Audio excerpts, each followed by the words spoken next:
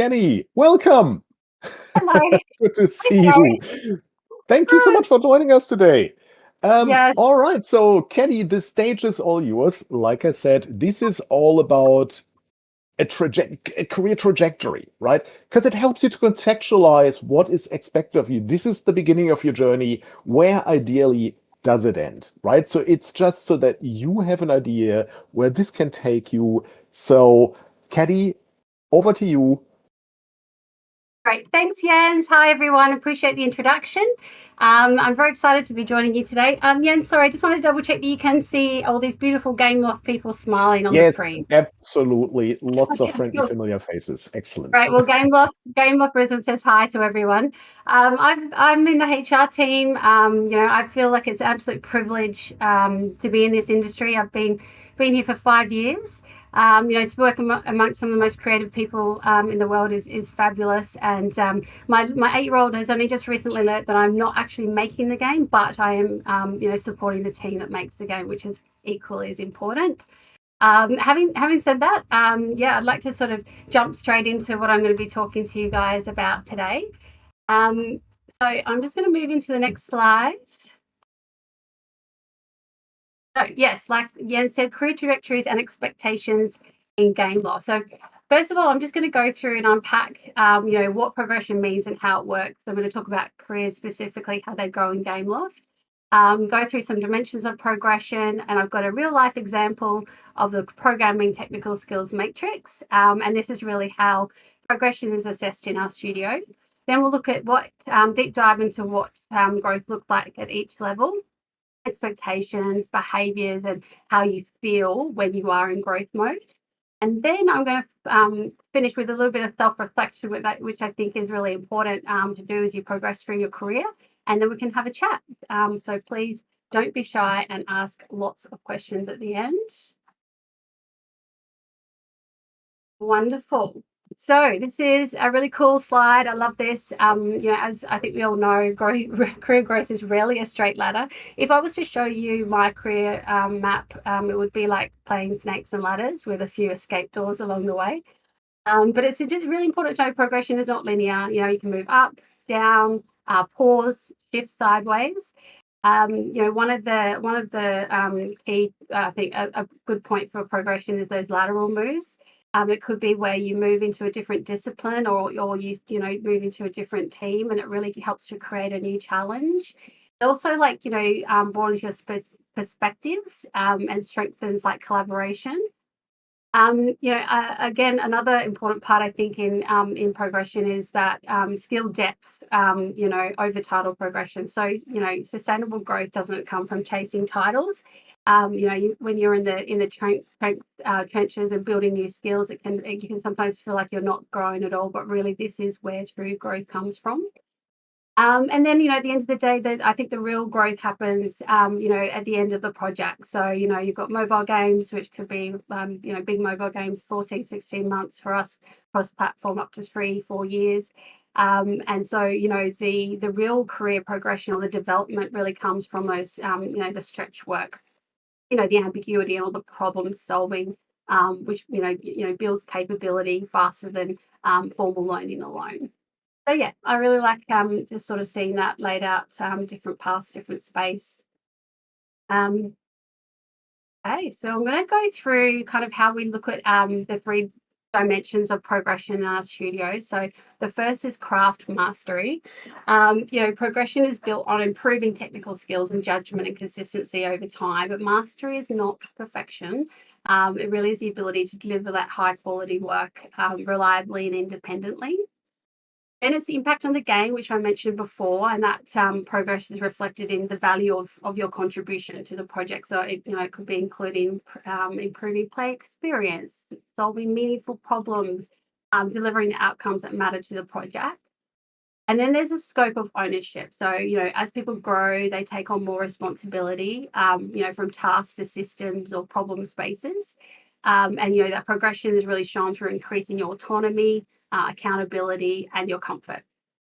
Well, progression is not just time served. So longevity alone does not equal growth. It's not just speed of delivery. Fast output is not a measure of seniority. not just technical skill set. Whilst it is important alone, it's important to know that communication, collaboration, and decision making are equally as important, especially in a game. In game dev, where the team's communication and collaboration is really one of the most important parts.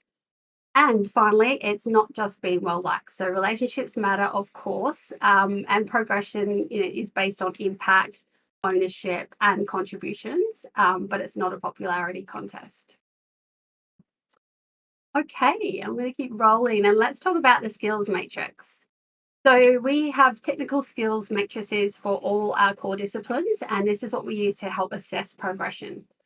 So it's basically a clear, structured framework which sort of outlines the core skills, core behaviours, and technical capabilities, which are expected at each level within the discipline. But yeah, most importantly, it's really there to help employees understand what they need in order to grow. So who owns that development? Well, our employees own that development. The matrix is there to empower employees to take the lead in their own growth journey. But at the end of the day, they are the masters of their own destiny, and they're the ones that really truly have the power to set the goals, make choices, and shape their own career paths.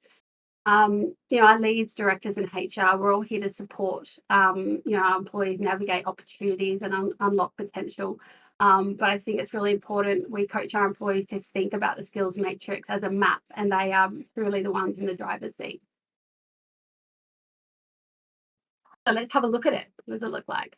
So this is just a snapshot. It is absolutely a bigger document than this, and imagine there's one for every core discipline.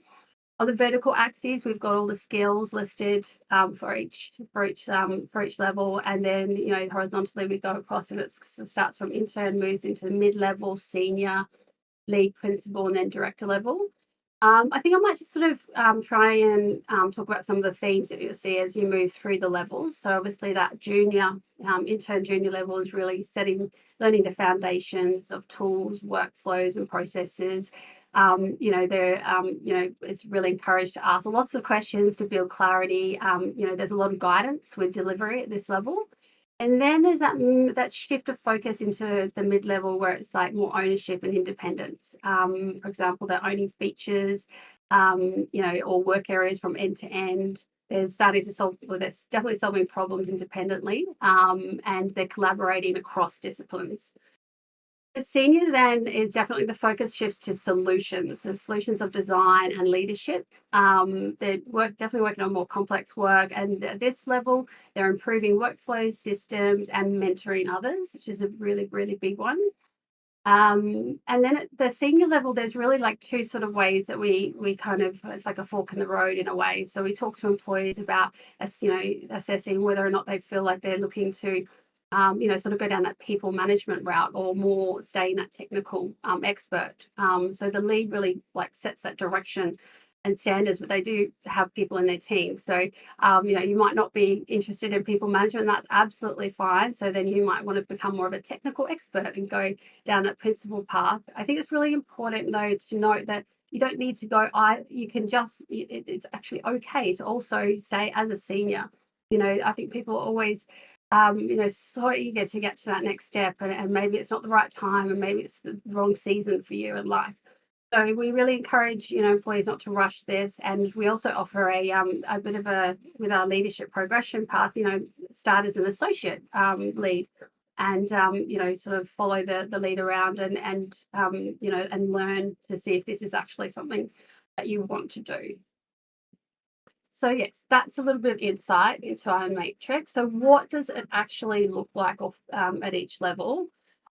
So this is, I don't want to double off on anything I've just said, but really just to sort of concrete the separation of the expectations. Juniors, learning, delivering, asking.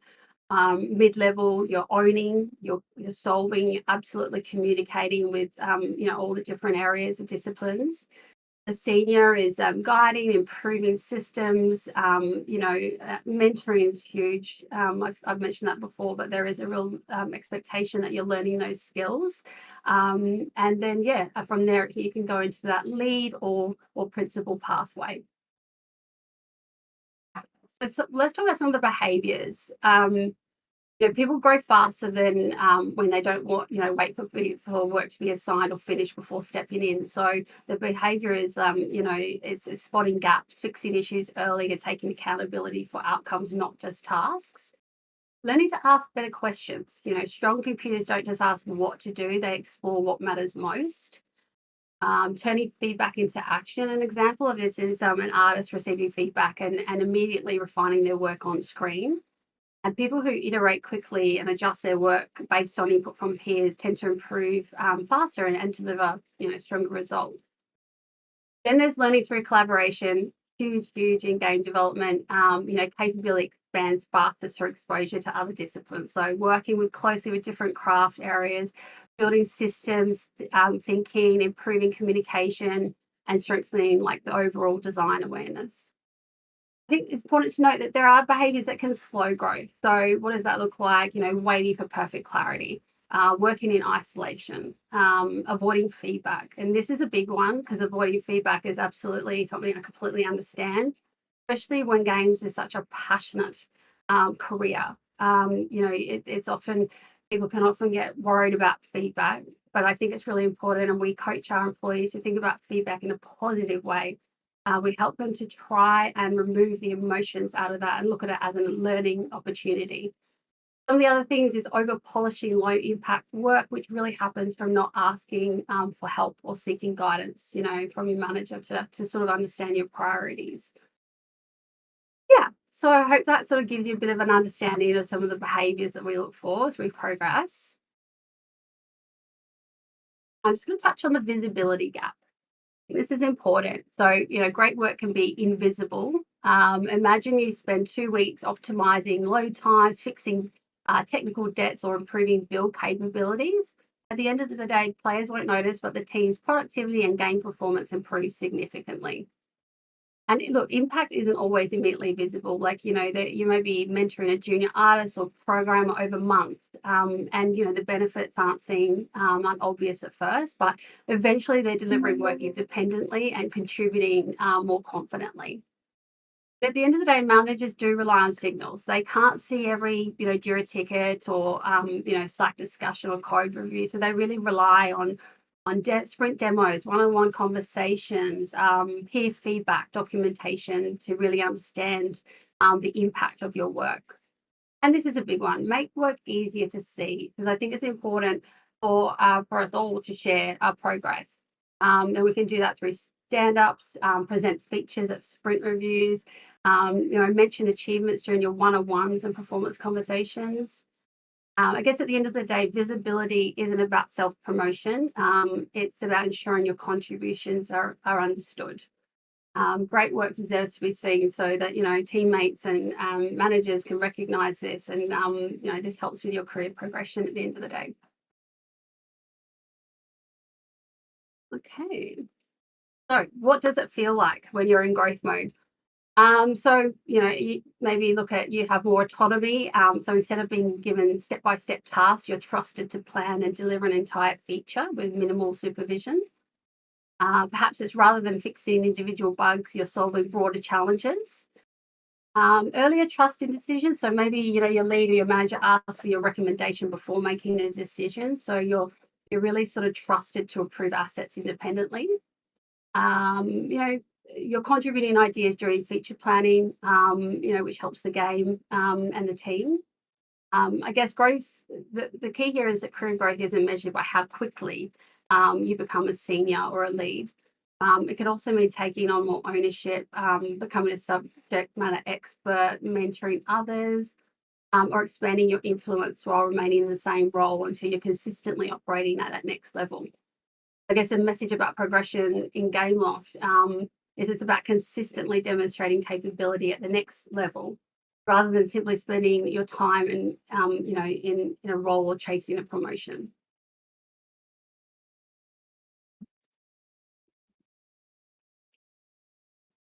Okay, so this is going to bring us to reflection. So I think self-reflection is so critical in career development. It's something that honestly I've probably only really cemented more recently. But in terms of like just stopping and actually thinking, it could be in between reviews, maybe quarterly or at the end, definitely at the end of projects. But just assessing, thinking about what new skills, behaviors you've developed. What are my teammates relying on me? Have I, sort of where have I earned trust in the team? And then asking yourself, do I actually want to own larger features, and mentor others, or improve my technical expertise, or even influence decisions? And then I guess the final things that I think is really important as a reflective tool is to sort of say to yourself, what's one small action I can take to move closer to the next level? And then, the other key to self reflection is then finding someone you trust. It could be a manager, or it could be, someone in your team to sort of bounce that off, because someone who knows you very well can also, validate that or help you to think about that in a different way.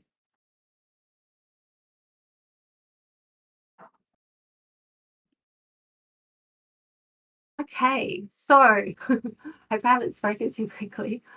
I guess an important message is career progression is shaped through what people take on, how they show up, and the value they create over time. Plateaus are absolutely part of the journey. After you move from a junior to a mid, you may feel like your growth has slowed, but it hasn't. In reality, you're building consistency, confidence, and judgment. And these qualities, they take time. So I think growth really happens when these three things come together: ownership, taking responsibility for outcomes, not just tasks; impact, delivering work that meaningfully improves the product, team, or process; and visibility, making contributions clear through communication, collaboration, and sharing progress. I think you'll find that when all these things align, progression is just simply a natural outcome. But remember, career progression is not a straight line. Growth happens before it becomes visible, and I think recognition usually follows consistent impact over time. It's never just a single achievement. Right. And that's all from me. So I think I'm not sure how I went with timing, but I think That was, you know what, to the like 10 minutes for question to the minute. Excellent work. Thank you so much, Kenny. Really, really good stuff. And I really like this idea that career progression isn't necessarily linear, right? Sometimes you go sideways, and it's just, I mean, there's never the perfect path. And I think that probably resonates with anyone who's ever been in any industry. I mean, I've seen this when I was working in education. I've seen this with myself in education, for example, where, there wasn't necessarily a clear goal. There were setbacks. So that's perfectly fine. So, does anyone have any questions for Caddy? So there's one question here from Nathan. You mentioned that it's not about promotions. In your opinion, at what point should we be asking for a promotion versus staying in our role? Well, that's a good point. Like, is there a natural point? Like, you know what? I'm ready. Oh, I love this question. Yeah, it's really good. And it's timely because we're going through our annual review process at the moment. And so we have at the end of our annual review cycle, we have a component of in-role progression as the step after that. And that's really where, people, after you've had that really one-on-one, with your manager and your lead, through those sort of questions with them, you'll understand. I think you'll feel whether you're ready or not. So I think it's really important to just have those really clear, communications.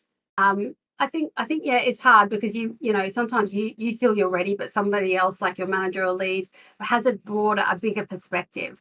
So I think it's a combination. There's not really one clear answer. It's definitely having like lots of conversations, and a good manager has regular one-on-ones with their team members. So when it comes to annual review, actually nothing should be a surprise. So I think you won't just suddenly feel it. I think you'll just gradually get there, and then you should have the opportunity to do whatever your company has in line for you. But there should be some sort of in-role progression framework. And you do have that with your skills matrix. Yes.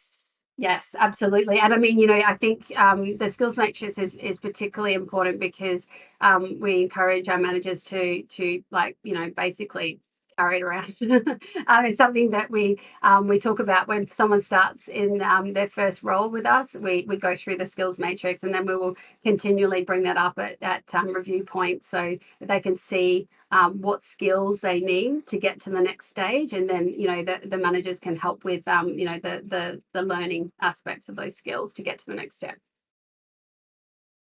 One day we'll create one for the whole industry. We're working on it, right? Yeah, absolutely. Look, there's another question in the chat. What can you do to be seen for improving your skills by your fellow employees in the workplace in terms of game development? I think the question is, how can your improvements be visible to your colleagues Yeah, to make sure that you have the skills? I think it's a good question because I went through that sort of visibility. There's opportunities, I suppose, to showcase skills. I think sort of went through when you've got stand-ups or you kind of got those presentations where you can do that. Take the lead on that too. You might actually want to suggest to your teammates, hey, let's do a show and tell. I know we do that a lot in our studio where we take it in turns, go around in a team, and we show what we've learned, and that, I guess, really does, show your teammates what you're up to. Yeah, I think just being brave and making suggestions to showcase is really important. Otherwise, they won't know exactly how you've been developing your skill set. Thank you. There's another really good question here from Stanislav, who's asking, I often hear conflicting advice about under versus over representing yourself. Is there any insight about this? Can a junior, for example, approach a company like Gameloft and say, hey, I'm bad, but I can learn quickly and I want to grow with you? Oh, yeah. Okay. This is good. I think it's really important to put your best foot forward and to look, at the end of the day, games industry, we understand that it is tough. It is tough to get in. And for that reason, we do a lot of studio tours, and there's a lot of game lofters that actually do mentoring outside of the studio. I think it's just really important to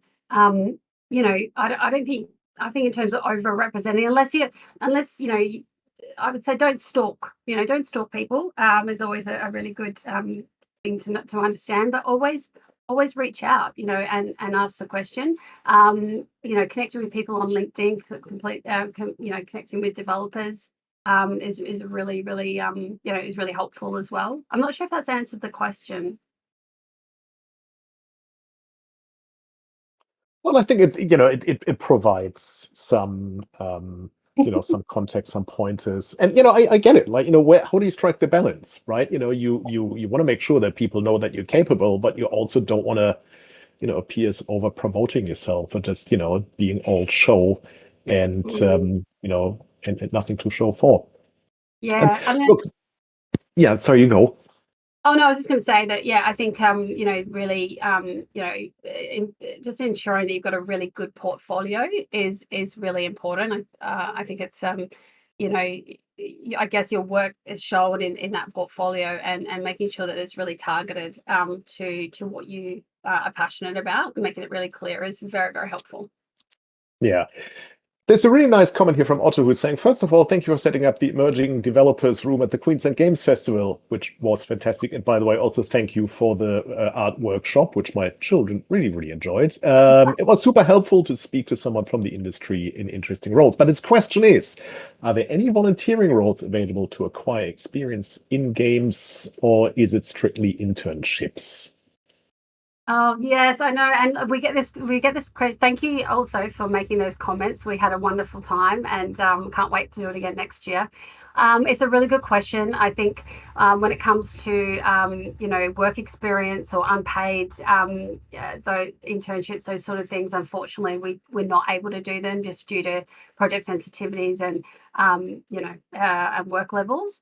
So the internship route, or coming through a position that's advertised, are really the main ways in.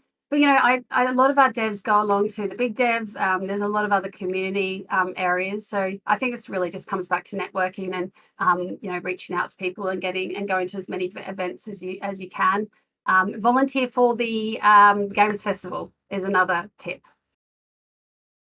Yeah, good point. And look, there are also workplace laws that just prevent you from engaging people, right? You just can't take advantage of free labor, and that already can be a bit of a dicey thing with internships. So you just got to be really, really careful there to not exploit people, because the Australian government, rightfully so, does not like that. There is another question in the chat, namely, how valuable is progression outside of the workplace in these soft skills? And how do you have any advice for coming into the industry where someone might have developed more complex skills, but is then coming under the leadership of someone who is a professional in the games industry? So I guess to summarize this, how valuable is progression outside of the workplace in terms of soft skills? And then, you have these complex skills, and then you move into the games industry under the leadership of someone who has been in the industry for a long time. How does that gel? Are these skills valuable? And is there any potential friction, I guess? Yeah, no, that's great. Yes, please. The more soft skills that somebody goes through that journey is more than welcome in our studio at every level. I don't think there's any competition with people with soft skills, because at the end of the day, being able to, the better you are at communication, the better the team is going to perform. So our leads and managers welcome that space, and we're also, it's not just, there's a bit of a flat structure there too.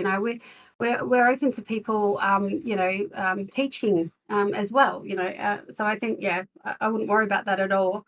I think the more you can develop in the soft skill space, the better. Excellent. Thank you, Caddy. Look, just looking at the time, I think we sort of come to the natural end of this presentation. Caddy, thank you so much. That was very insightful. Thank you so much for taking the time. Really, really appreciate it. Everyone else, keep an eye out on Bluey Happy Snaps. I'm just really, really glad that game is made by an Australian studio. So that's going to be amazing.